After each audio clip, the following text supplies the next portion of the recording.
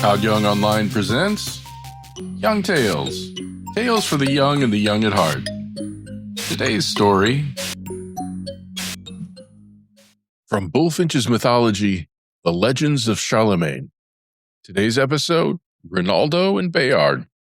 Now, Charlemagne was overwhelmed with grief at the loss of so many of his bravest warriors at the disaster of Roncesvalles, and bitterly reproached himself for his credulity in resigning himself so completely to the counsels of the treacherous Count Gon. Yet he soon fell into a similar snare when he suffered his unworthy son, Charlotte, to acquire such an influence over him, that he constantly led him into acts of cruelty and injustice that in his right mind he would have scorned to commit. Rinaldo and his brothers, for some slight offense to the imperious young prince, were forced to fly from Paris and to take shelter in their castle of Montalban. For Charles had publicly said if he could take them, he would hang them all. He sent numbers of his bravest knights to arrest them, but all without success. Either Rinaldo foiled their efforts and sent them back, stripped of their armor and of their glory, or, after meeting and conferring with him, they came back and told the king they could not be his instruments for such work. At last Charles himself raised a great army and went in person to compel the paladin to submit. He ravaged all the country round about Montalban so that supplies of food should be cut off, and he threatened death to any who should attempt to issue forth, hoping to compel the garrison to submit for want of food. But Rinaldo's resources had been brought so low that it seemed useless to contend any longer. His brothers had been taken prisoners in a skirmish, and his only hope of saving their lives was in making terms with the king. So he sent a messenger, offering to yield himself and his castle if the king would spare his and his brothers' lives. While the messenger was gone, Rinaldo, impatient to learn what tidings he might bring, rode out to meet him. When he had ridden as far as he thought prudent, he stopped in a wood, and alighting, tied Bayard to a tree. Then he sat down, and as he waited, he fell asleep. Bayard, meanwhile, got loose, and strayed away where the grass tempted him. Just then came along some country people, who said to one another, "Look, is not that the great horse Bayard that Rinaldo rides? Let us take him and carry him to King Charles, who will pay us well for our trouble." They did so, and the king was delighted with his prize, and gave them a present that made them rich to their dying day. When Rinaldo woke, he looked round for his horse, and finding him not, he groaned and said, "Oh, unlucky hour that I was born! How fortune persecutes me!" So desperate was he that he took off his armor and his spurs, saying, "What need have I of these, since Bayard is lost?" While he stood thus lamenting, a man came from the thicket, seemingly bent with age. He had a long beard hanging over his breast and eyebrows that almost covered his eyes. He bade Rinaldo a good day. Rinaldo thanked him and said, "A good day? I have hardly had since I was born." Then said the old man, "Signor Rinaldo, you must not despair, for God will make all things turn to the best." Rinaldo answered, "My trouble is too heavy for me to hope relief. The king has taken my brothers and means to put them to death. I thought to rescue them by means of my horse Bayard, but while I slept, some thief has stolen it." The old man replied, "I will remember you and your brothers in my prayers. I am a poor man. Have you not something to give me?" Rinaldo said, "I have nothing to give." But then he recollected his spurs, and he gave them to the beggar and said, "Here, take my spurs. They are the first present my mother gave me when my father, Count Aymon, dubbed me knight. They ought to bring you 10 pounds. The old man took the spurs and put them into his sack and said, "Noble sir, have you nothing else you can give?" Rinaldo replied, "Well, are you making sport of me? I tell you truly, if it were not for shame to beat one so helpless, I would teach you better manners." The old man said, "Of a truth, sir, if you did so, you would do a great sin. If all had beaten me of whom I have begged, I should have been killed long ago. For I ask alms in churches and convents and wherever I can. You say true. replied Rinaldo. If you did not ask, none would relieve you. The old man said, True, noble sir. Therefore, I pray, if you have anything more to spare, give it to me. Rinaldo gave him his mantle and said, Take it, pilgrim. I give it to you for the love of Christ, that God would save my brothers from a shameful death and help me to escape out of King Charles's power. The pilgrim took the mantle, folded it up, and put it into his bag. And a third time he said to Rinaldo, Sir, have you nothing left to give me that I may remember you in my prayers? Wretch! Exclaimed Rinaldo, do you make me your sport? And he drew his sword and struck at him, but the old man warded off the blow with his staff, and said, Rinaldo, you would slay your cousin, Malagigi? When Rinaldo heard that, he stayed his hand and gazed doubtingly on the old man, who now threw aside his disguise and appeared to be indeed Malagigi.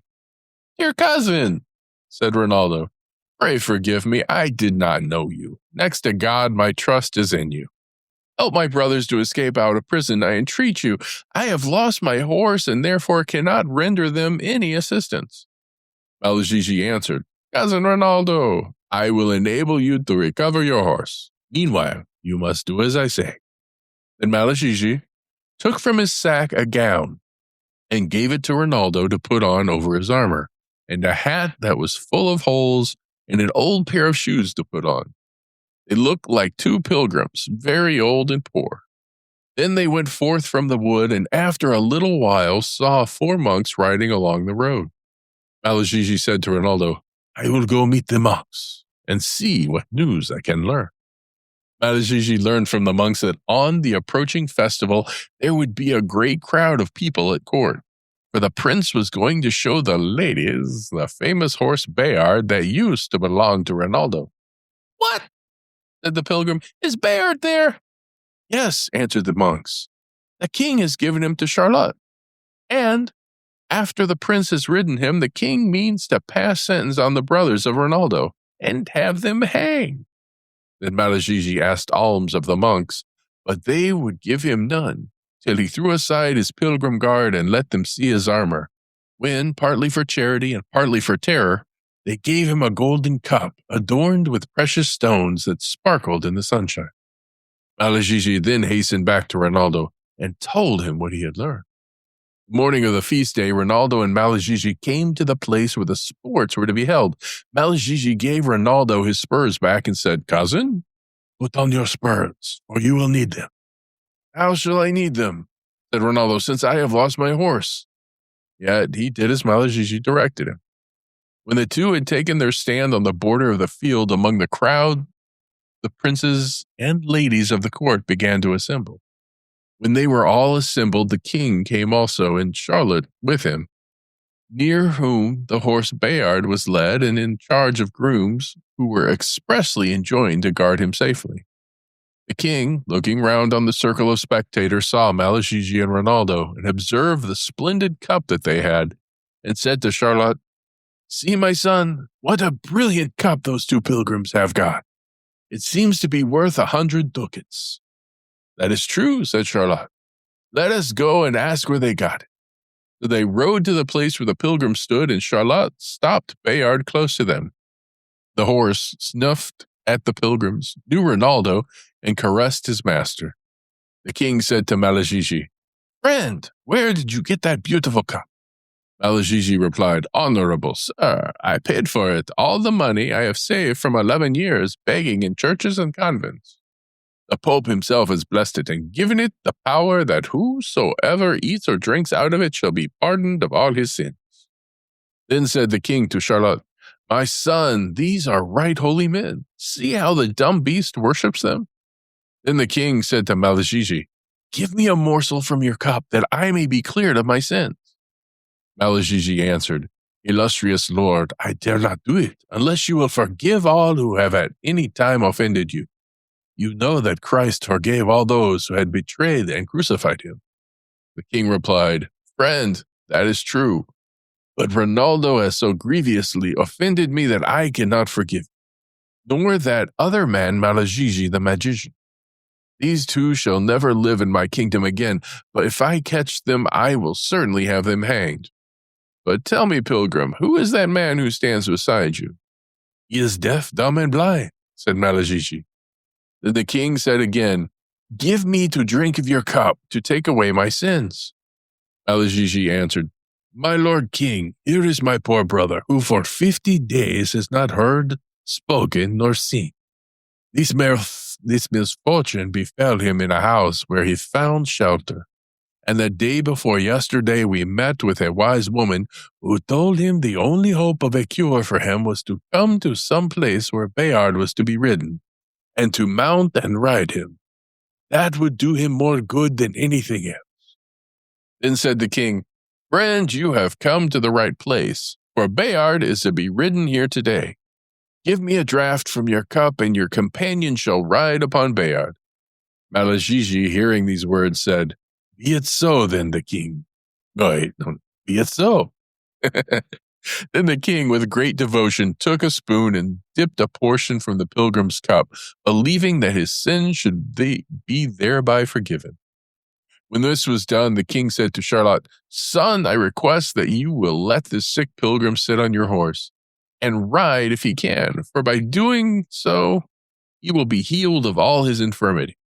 Charlotte replied, "That will I gladly do." So saying, he dismounted, and the servants took the pilgrim in their arms and helped him on the horse. When Rinaldo was mounted, he put his feet in the stirrups and said, "I would like to ride a little." Malagigi, hearing him speak, seemed delighted, and asked him whether he could see and hear also. "Yes," said Rinaldo, "I am healed of all my infirmities." When the king heard it, he said to Bishop Turpin, "My lord bishop, we must celebrate this with a procession, with crosses and banners, for it is a great miracle." When Rinaldo remarked that he was not carefully watched, he spoke to the horse and touched him with his spurs.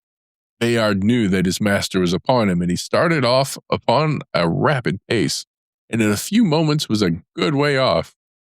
Malagigi pretended to be in great alarm. "Oh, noble king and master," he cried, "my poor companion is run away. He will fall and break his neck." The king ordered his knights to ride after the pilgrim and bring him back, or help him if need were. They did so, but it was in vain. Rinaldo left them all behind, and kept on his way till he reached Montalban. Malagigi was suffered to depart unsuspected, and he went his way, making sad lamentation for the fate of his comrade, who he pretended to think must surely be dashed to pieces. Malagigi did not go far, but having changed his disguise, returned to where the king was, and employed his best art in getting the brothers of Rinaldo out of prison. He succeeded, and all three got safely to Montalban, where Rinaldo's joy at the rescue of his brothers and the recovery of Bayard was more than tongue can tell. And here's where we end for today. Young Tales is produced and narrated by Todd Young from ToddYoungONLINE. If you enjoyed this, please like and subscribe, and join us next time for another story. Thank you for your support.